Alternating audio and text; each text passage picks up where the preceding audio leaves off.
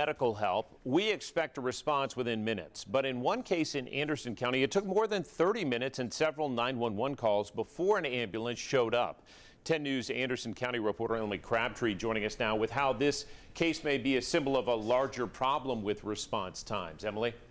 John, I spoke with Jennifer Smith today to learn more about her husband's death.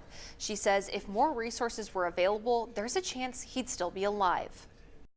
Jennifer Smith and her husband Dave were together most of their lives. I moved here in May of 2025 for my job. My husband and I did. Recently, the couple moved from Clearwater, Florida to Anderson County. He's been my partner for 35 years. We were married for 25. We started dating when I was 16, he was 17. But on December 5th, Dave suffered a heart attack at home. Jennifer says she called Anderson County Emergency Medical Services for help. It took them 30 minutes to respond. By then, Jennifer says it was too late to save Dave.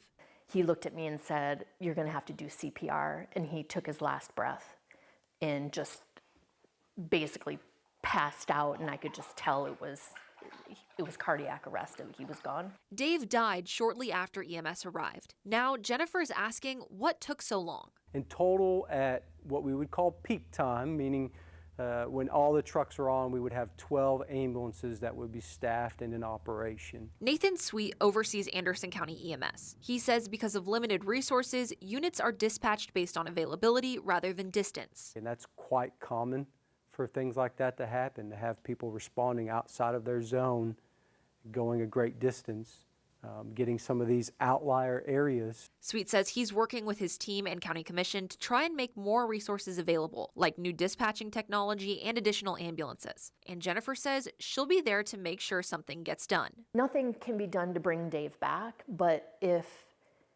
there can be changes made to help the community to not have to deal with something like this in the future, then I'm going to try to do everything I can to push that through.